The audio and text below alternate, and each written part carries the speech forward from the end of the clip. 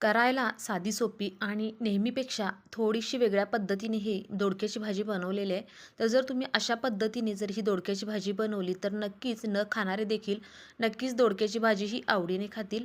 तर व्हिडिओ पहिल्यांदाच बघत असाल आणि चॅनेलवर जर नवीन असाल तर चॅनेलला नक्की सबस्क्राईब करा आणि शेजारचे बेल आयकॉन देखील प्रेस करा. चला तर मग रेसिपीला सुरुवात करूया. इथे मी सुरुवातीला 2 हे दोडके घेतलेले आहेत.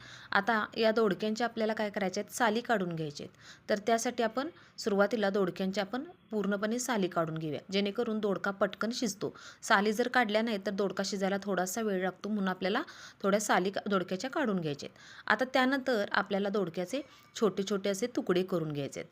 जसं आपण वांगं कट करतो त्या पद्धतीने आपल्याला अशा पद्धतीने थोडीशी मोठी साईजने आपल्याला दोडका कट करून घ्यायचा आहे. आणि त्यानंतर याच्या देखील मधोमध आपल्याला छेद करून घ्यायचा आहे. जसं आपण भरलं वांगं करण्यासाठी आपण वांगं कट करतो, अगदी त्याच पद्धतीने आपल्याला हा दोडका कट करून घ्यायचा आहे. आणि त्यानंतर आपल्याला हा थंड पाण्यामध्ये घालून घ्यायचा आहे. आता गॅसवर आपल्याला एक जाळी ठेवायची आणि याच्यावर आपल्याला एक कांदा आणि एक टोमॅटो आपल्याला भाजायला ठेवायचा आहे. कांदा आणि टोमॅटो एक 2 मिनिट आपल्याला छान असा अगदी करपूस होईपर्यंत आपल्याला भाजून घ्यायचा आहे. मीडियम साईजचा एक कांदा आहे आणि एक टोमॅटो आहे. आता हा कांदा आणि टोमॅटो थंड होईपर्यंत आपण कढईमध्ये दुसऱ्या एका बाजूला कढईमध्ये थोडंसं आपल्याला तेल घालून घ्यायचं आहे आणि यामध्ये आपल्याला एक साधारण अर्धी वाटी आपल्याला शेंगदाणे घालून घ्यायचे आहेत.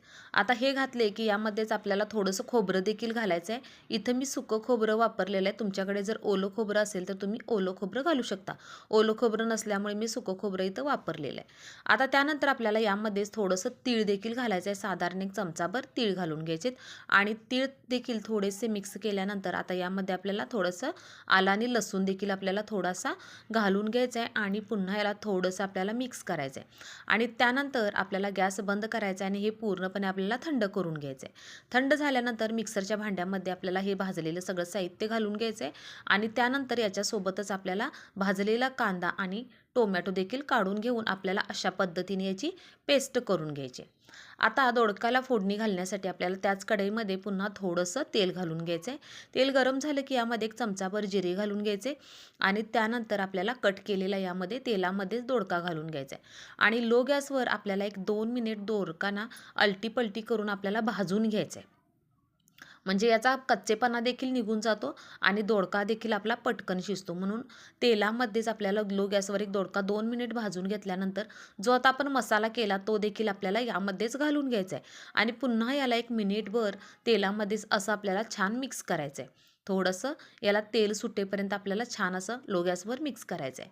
आता त्यानंतर आपण आवडीनुसार यामध्ये तिखट घालून घ्यायचं आहे. इथे मी 2 चमचे तिखट घातलेले, एक अर्धा चमचा धने पावडर आणि एक अर्धा चमचा आपल्याला गरम मसाला यामध्ये घालून घ्यायचा आहे. पुन्हा याला छान असं मिक्स करायचं आहे आणि आता आपल्याला गरजेनुसार यामध्ये पाणी घालून घ्यायचं आहे. शक्यतो पाणी घालताना गरम पाणी घालून घ्यायचं. इथं मी जेवढं तुम्हाला ग्रेव्ही हवी आहे त्यानुसार तुम्ही यामध्ये पाणी घालू शकता. इथं साधारण मी 1 ग्लास पाणी गरम वापरलेलं आहे आणि त्यानंतर आता याला छान अशी उकळी यायला लागली की मीडियम गॅसवर आपल्याला 3 ते 4 मिनिट हा दोडका आपल्याला छान असा शिजवून घ्यायचा आहे. तुम्ही बघू शकताय की दोडका आपला छान असा शिजलेला आहे आणि अगदी पटकन आपली ही चमचमीत आणि अशी झणझणीत दोडक्याची भाजी तयार होते.